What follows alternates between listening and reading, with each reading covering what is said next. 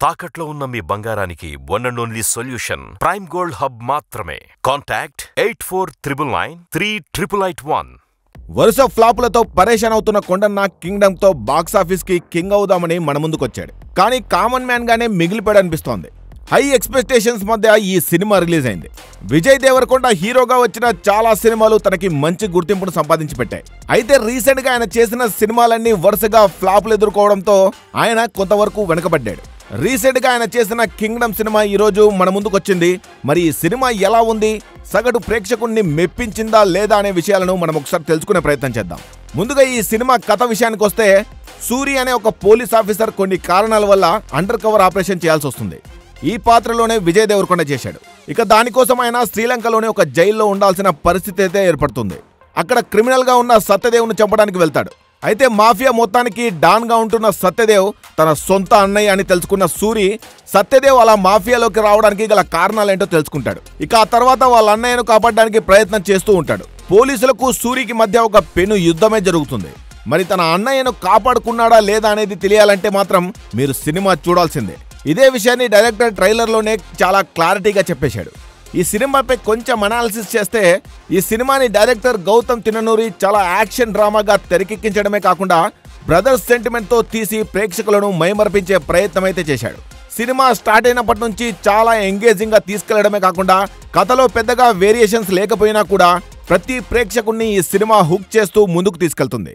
ఆయన రాసుకున్న screen play ఈ సినిమాకి బాగా వర్కౌట్ అవుతుందనే చెప్పాలి. ఇక ఇంటర్వెల్లో వచ్చే ట్విస్ట్ తో సినిమాని అమాంతం టాప్ లెవెల్ కి తీసుకెళ్లాడు. సెకండ్ హాఫ్ సినిమా ఫ్లాట్ గా ముందుకు వెళ్ళినప్పటికీ ఓవరాల్ గా సినిమాని చూస్తున్న ప్రేక్షకుడికి ఒక మంచి సినిమాని చూసామనే అనుభూతి కలుగుతుంది.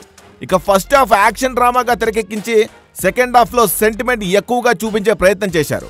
దీనివల్ల ఆడియన్స్ కి ఫస్ట్ హాఫ్ బాగుందనే ఆలోచన అయితే కలుగుతుంది.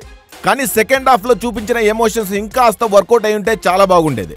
ఇక ముఖ్యంగా Anirudh background score emotional scenes కి బాగా వర్కౌట్ అయింది. అలాగే కొన్ని ఎలివేషన్స్ లో కూడా ఆయన ఇచ్చిన మ్యూజిక్ తో ఆ సీన్లు ప్రేక్షకులకు హై ఫీల్ అయితే ఇచ్చాయి.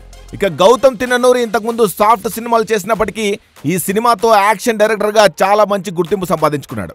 ముఖ్యంగా కమర్షియల్ ఎలిమెంట్స్ ని కూడా ఈ సినిమాలో జత చేసి సినిమా మీద హైప్ ని తీసుకురావడంతో ఆయన చాలా వరకు సక్సెస్ అయ్యాడు.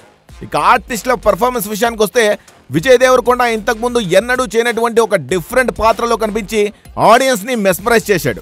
విజయ్ తప్ప ఈ పాత్రను మరెవరూ అంత పర్ఫెక్ట్ గా చేయలేరనంతగా ప్రేక్షకులను మెప్పించాడు. ముఖ్యంగా ఆయన సెకండ్ హాఫ్ లో చేసిన యాక్టింగ్ సినిమాను నెక్స్ట్ లెవెల్ కి తీసుకెళ్లింది.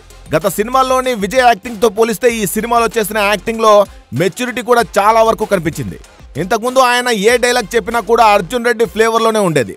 కానీ ఇప్పుడు మాత్రం ఆ స్లాంగ్ మార్చుకొని ఆ పాత్ర తాలూకు ఇంటెన్స్ తెలుసుకుని అందులో లీనమైపోయి డైలాగులు చెప్తూ ప్రేక్షకులను ఆకట్టుకున్నాడు. ఇక హీరోయిన్ భాగ్యశ్రీ బోర్సేకి మంచి క్యారెక్టర్ అయితే దొరికింది.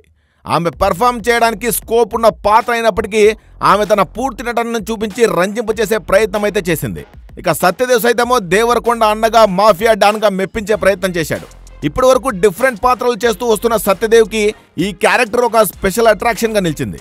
ఇక మిగిలిన ఆర్టిస్టులందరూ వాళ్ళ పాత్రల పరిధి మేరకు ఓకే అనిపించారు.